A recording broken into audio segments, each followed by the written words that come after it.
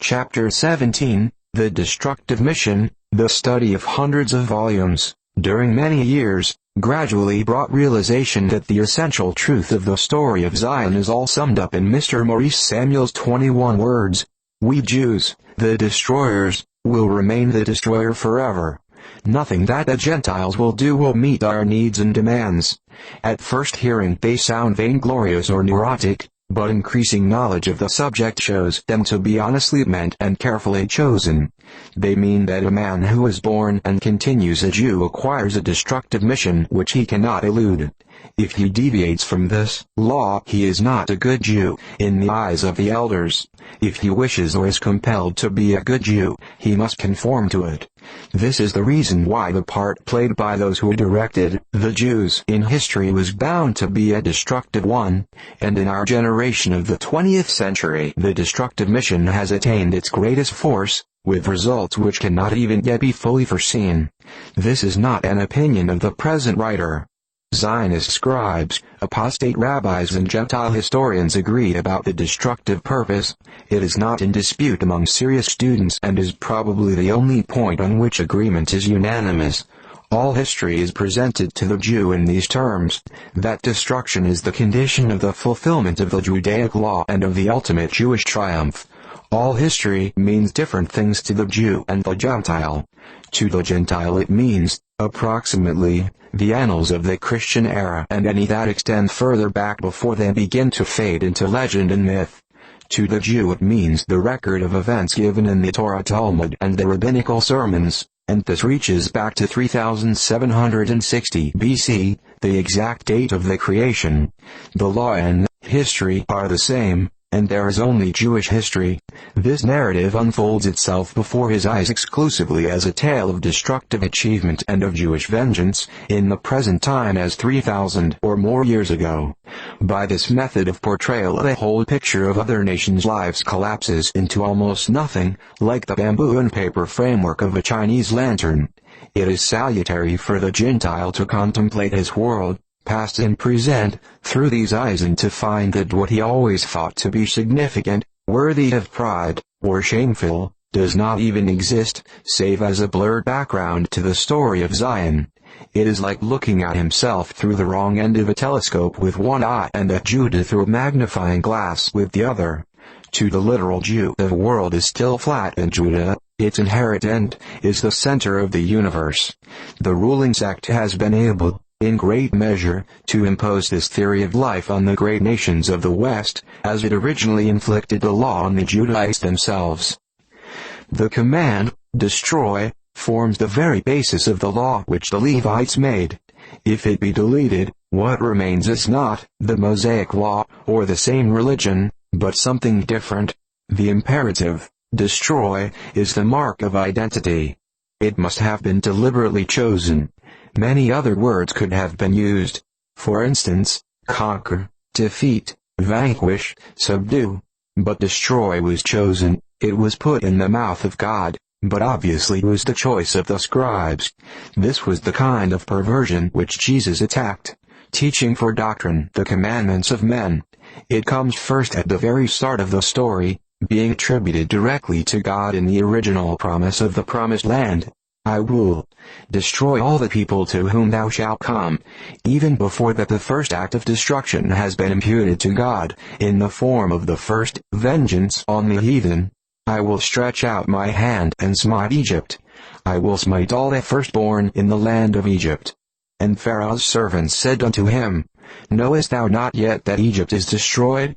Exodus. From that beginning the teaching, destroy, runs through all the law, first, and all the portrayal of historical events, next. The act of destruction is sometimes the subject of a bargain between God and the chosen people, on an if and then basis. Either God offers to destroy, or the chosen people ask him to destroy. In each case the act of destruction is depicted as something so meritorious that it demands a high equivalent service. Thus, if thou shalt indeed do all that I speak, then I will be an enemy unto thine enemies, and will destroy all the people to whom thou shalt come. Exodus. In this case God is quoted as promising destruction in return for observance. Chief among the statutes and judgments to be observed is, ye shall utterly destroy all the places, wherein the nations which ye shall possess served other gods. Deuteronomy.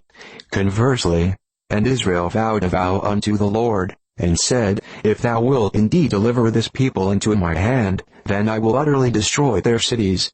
And the Lord hearkened to the voice of Israel, and delivered up the Canaanites, and they utterly destroyed them and their cities. Numbers. As will be seen, the bargain about destruction is conditional, in both cases, on performance of a counter-service by the people or by God. The command, utterly destroy, being high among the tenets of the inflexible law, any exercise of clemency, or other shortcoming in utter destruction, is a grave legal offense, not merely an error of judgment. For this very crime, under this law it is a crime, not a misdemeanor. Saul, the first and only true king of the United Kingdom of Israel and Judah, was dethroned by the priests, and David, the man of Judah, put in his place. This reason for David's elevation is significant, as the king of the world, yet to come, is to be of the house of David. The same lesson is repeatedly driven home in the books of the law, particularly by the allegorical massacre of the Midianites which concludes Moses' narrative, Numbers.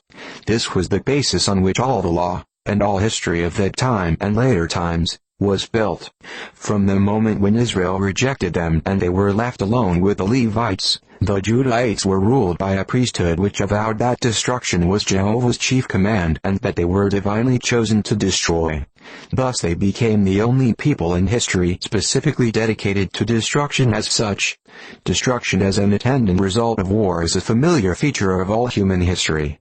Destruction as an avowed purpose was never before known, and the only discoverable source of this unique idea is the Torah Talmud. The intention clearly was to organize a destructive force. Therein lies the great truth of Mr. Samuel's words in our time. As long as any large body of people, distributed among the nations, submitted to such a law, their energies, wherever they were bound to be directed to a destructive end. Out of the experience of 458-444 BC, when the Levites with Persian help clamped down their law on a weeping people, the nation was born which ever since has performed its catalytic function of changing surrounding societies while remaining itself unchanged. The Jews became the universal catalyst, and the changes they produced were destructive.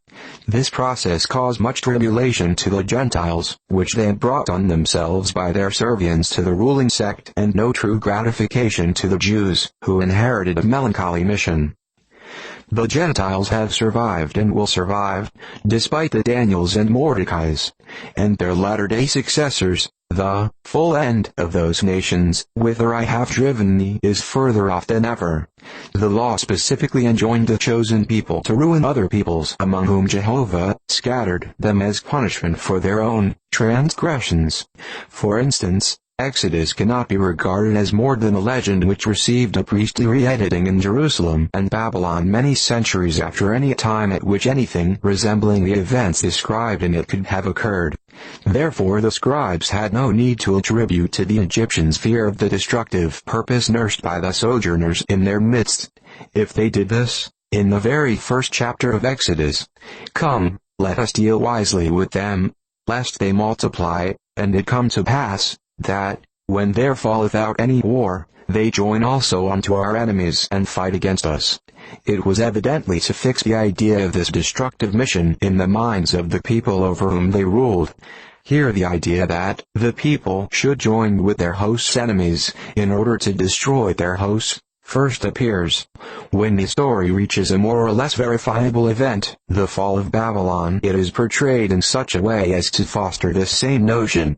The Judahites are depicted as joining with the enemies of Babylon and exultantly welcoming the Persian invader.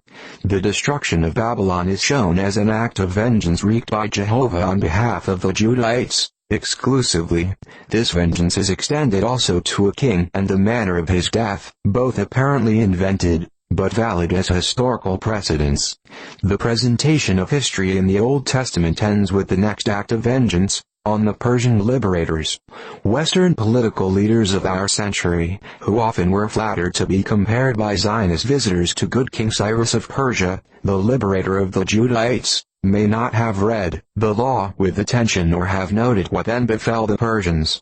Logically, the Persians in their turn had to suffer for having Judahites among them.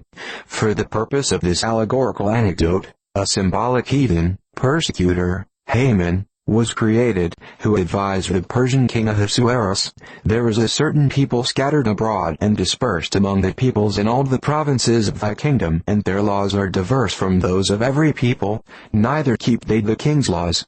Therefore it profiteth not the king to suffer them." Esther 3.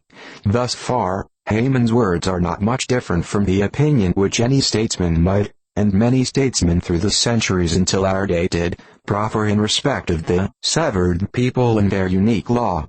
But then, according to Esther, Haman adds, "If it please the king, let it be written that they may be destroyed," and King Ahasuerus gives the order. Haman has to speak so, and King Ahasuerus to act so, in order that the ensuing Jewish vengeance may come about. Letters go out to all provincial governors that all Jews are to be killed in one day, even upon the 13th day of the 12th month. The later scribes who composed the book of Esther apparently wished to vary the theme of the powerful Judahite at the court of the foreign king, and conceived the character of Esther, the secret Jewess, the favorite concubine of the Persian king who was raised to be his consort. At Esther's intercession the king cancels the order and has Haman and his 10 sons hanged on gallows which Haman had built for Mordecai the Jew, Esther's cousin and guardian. The king also gives Mordecai carte blanche, whereon Mordecai instructs the governors of the 127 provinces from India unto Ethiopia to have the Jews in every city gather themselves together and to stand for their life, to destroy, to slay and to cause to perish all the power of the people, both little ones and women. This countermanding decree being published, the Jews had joy and gladness, a feast and a good day, and, of detail of interest, many of the people of the land became Jews, for the fear of the Jews fell upon them. Then, on the appointed day, the Jews smote all their enemies with the stroke of the sword, and slaughter, and destruction, and did what they would unto those that hated them, slaying of their foes 75,000. Mordecai then ordered that the 14th and 15th days of the month Adar should in future be kept as days of feasting and joy, and so it has been, ever since. Apparently Haman, Mordecai and Esther were all imaginary.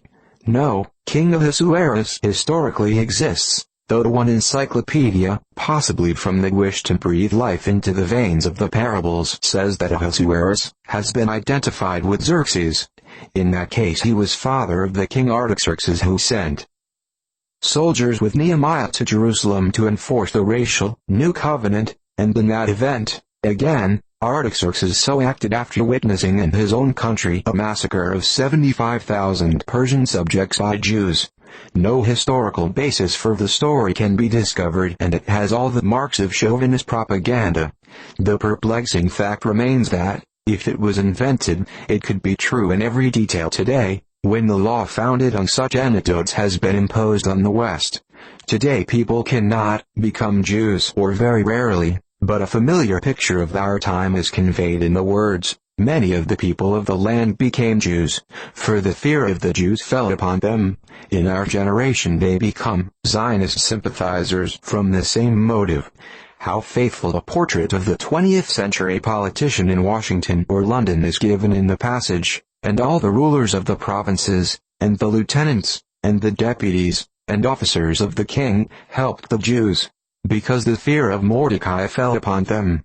If neither King Ahasuerus nor Mordecai sitting in the king's gate truly lived in 550 BC, nevertheless Mordecai in our century is real and powerful, and 2 generations of public men have administered their offices from fear of him more than from care of their people's interest.